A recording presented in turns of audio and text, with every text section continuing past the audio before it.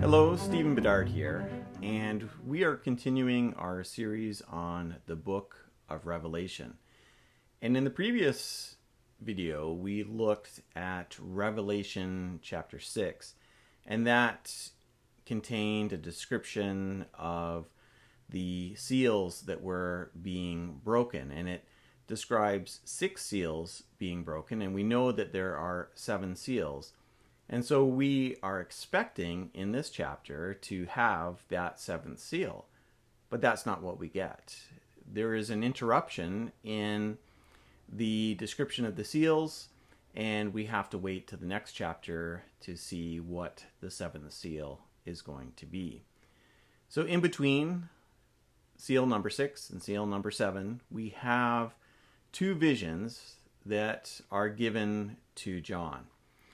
And it starts by talking about 4 angels who are at the 4 corners of the earth. And recently I was taking some time to go through a thread by some flat earthers, Christian flat earthers, who were explaining why they believe that the Bible teaches that the earth is flat, and they went through numerous scripture passages, and one of them was this, that it has the 4 corners, and so obviously we have to have a flat earth, which surprises me because I always thought flat earthers saw the earth as like a round pizza pie kind of thing with no actual corners. But anyways, this is probably not the best way to try to prove that there is a flat earth.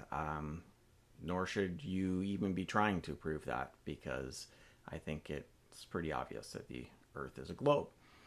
I just wanted to put that out there so you are aware that some people look at those verses in that way. So the focus of the first vision, which is given in verses 1 to 8, is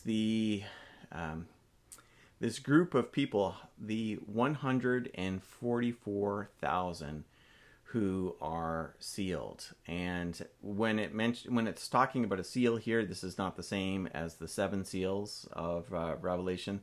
Those are seals that are being broken, like a wax seal that would be on an envelope, that are broken to reveal the contents of what is inside. These are seals that are meant to describe ownership, and we can compare the seals of the 144,000 to the mark of the beast that was described, and the mark was on the forehead, and here the seals are on the forehead as well, and it's all about ownership is what we're talking about. But the question is, who are the 144,000? Well, we could take this literally and say this is a group of Jewish Christians, 12,000 from each tribe, as it is described here.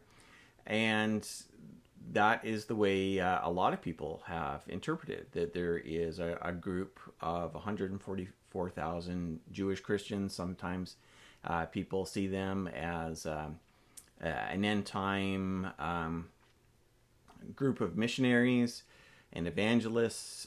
Some people see them as an army. It's really difficult to know what their role is there. But are we really talking about exactly 144,000, specifically 12,000 from each tribe? Well, that's a good question in terms of how literally we take things here.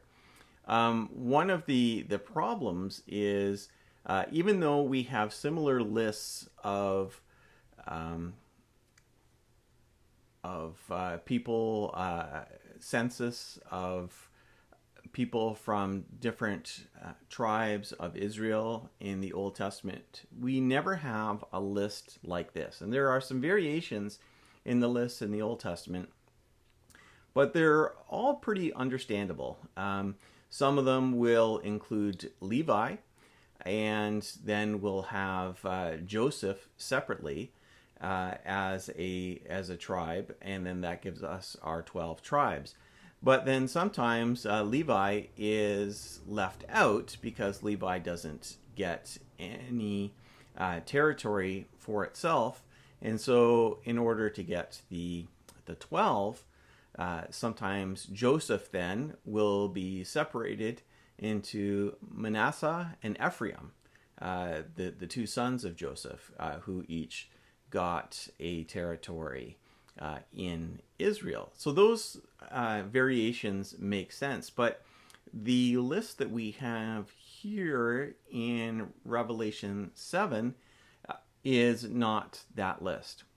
It does have 12, but there are some strange things that are found here. So, for example, it has the tribe of Joseph, but it also has the tribe of Manasseh. So you would expect, if you were going to do the two half tribes, Manasseh and Ephraim, that you would have Manasseh and Ephraim, not Manasseh and Joseph, because Manasseh is a Josephite tribe.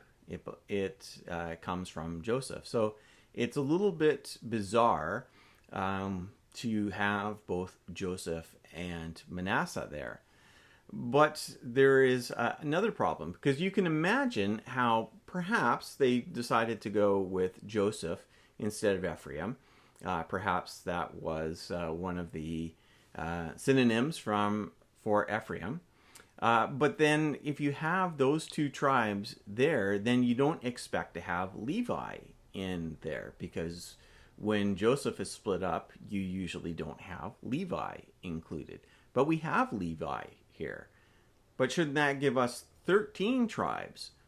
Well, it doesn't give us 13 tribes because another tribe is left out. The tribe of Dan is not mentioned here. And why is the tribe of Dan not mentioned? There's all kinds of theories. Irenaeus, who is one of the church fathers, reflected on this and wondered if perhaps the Antichrist was from the tribe of Dan. I find that explanation not very convincing, and so I don't think that is what is going on here. I suspect that what we see here is not actually an error in the text. It's not as if the people that John, as he was writing this, that he didn't know what the 12 tribes of Israel were. I think that this is actually a hint for us that what we are looking at is not to be taken fully literally in terms of the people belonging ethnically to each of these tribes, especially when we think about the fact that the 10 tribes are missing. They have been joined with other nations, and they have been gone since the time of the Assyrian exile, and all that was left was Judah, which included Benjamin and Judah, as well as the Levites. Those are all that we have now. But there are some other things too, because we have to ask: is the 12,000 literal, or is this just a symbol as well? Well, one of the things to keep in mind is this group appears later again in Revelation chapter 14. The group appears again, and there we discover that each of these individuals who are part of the 12,000, part of the 144,000, are male virgins. And so if what is being described here are those who are saved, then we kind of wonder, that seems a little bit bizarre. Do we take the fact that they are male virgins literally, but not their ethnicity? There's a lot going on here. Now, you might be aware that the Jehovah's Witnesses have a very specific interpretation of this, that they believe that there is a group of 144,000 who have already appeared or are appearing right now. Now, many Christians think that what Jehovah's Witnesses teach is that there will be only 144,000 people who will be saved. And then you wonder, well, why are they knocking on your door? Surely there's been 144,000 Jehovah's Witnesses by now. Well, that's not what they're actually teaching. They believe that there are 144,000 who will go to heaven, but the rest of the Jehovah's Witnesses, which there are many more than 144,000, that they will be on the resurrected earth that is described at the end of Revelation. So 144,000 go to heaven. The rest are on a glorified and resurrected earth. And that's an interesting concept, but I don't think that that is very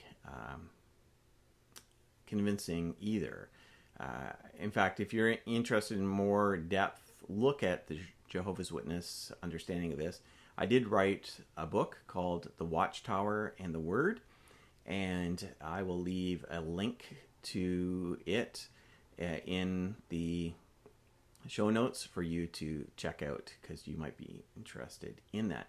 So what I think is actually going on here is that this is symbolic of the remnant of those who remain faithful. And it's calling upon some Old Testament imagery, as much of Revelation does, but it's not referring literally to people who are ethnically Israel or ethnically a part of each of these specific tribes. And nor do I believe that it is the 12,000 is literal, that there's 12,000 from each of the 12 tribes, and there is a total of 144,000 who are the remnant. Rather, 12 is a number of completion. So the 12 by 12 strengthens that the right number of faithful people as a remnant are there. And so I think that is what is being focused on in this passage in Revelation 7, 1-8. And then we get to a second vision, which is of another group, and the first group is able to be numbered, the 144,000. The second group is not able to be numbered. They are without count, and this is found in 9 to verse 17. They are a great multitude. They're described as being in white robes, which symbolizes how they are cleansed. And John wants to know, who are these people? What is going on here? And it is described to John that these are in fact the martyrs. These are people who lay down their lives. They are victorious, but they are victorious in death. As people who have been persecuted, they have remained faithful, and even in their death, they are victorious. After all, Jesus, his victory was won in death on the cross. And so the martyrs of the church, they too are victorious in their death. And this certainly goes against what we often think, even within the modern church, where we think that some kind of worldly prosperity and long life and so on is the symbol of God's blessing. And yet this is there's a strong heritage of suffering and martyrdom that takes place. In fact, in the early church, it was said that the blood of the martyrs was the seed of the church, that it was actually by those who were suffering that the church grew. People saw how they suffered, and you would think that would turn them off in becoming a Christian, but it actually drew people to Christ. And so that's important to be said. But what might confuse some who are going through Revelation, assuming that each thing that is listed here is in its literal chronological position, these martyrs, this great multitude, are those who came out of the Great Tribulation. Well, for many people, they would be saying, well, isn't the Great Tribulation going on still at the point in the story that we're at? Doesn't it keep going until the Battle of Armageddon and when Jesus returns? So what is going on here? Well, again, none of this is necessarily literally chronological, and so we shouldn't be looking for that. It might be that this chapter is connecting to traditions that we find elsewhere in the Bible of a great tribulation. But ultimately, Revelation is being written to Christians who are undergoing persecution and who are facing the danger of death. And they are facing a hostile Roman Empire who are expecting them to worship the emperor and to burn a pinch of incense to demonstrate their loyalty, something that they are not able to do.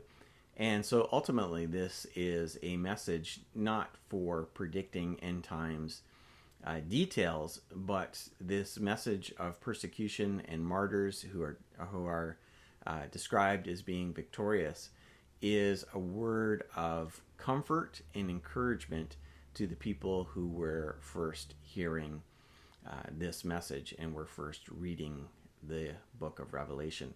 And of course, it continues to be a word of encouragement to Christians who are being persecuted and killed today, as there is more persecution going on right now than there is at any other time in history.